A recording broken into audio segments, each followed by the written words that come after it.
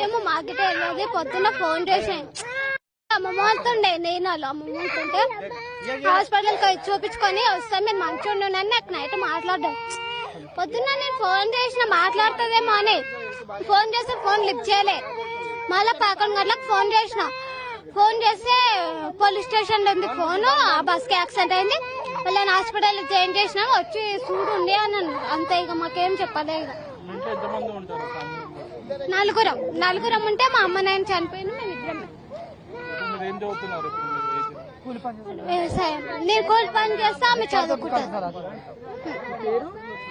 Shivaneela Bhavani 8.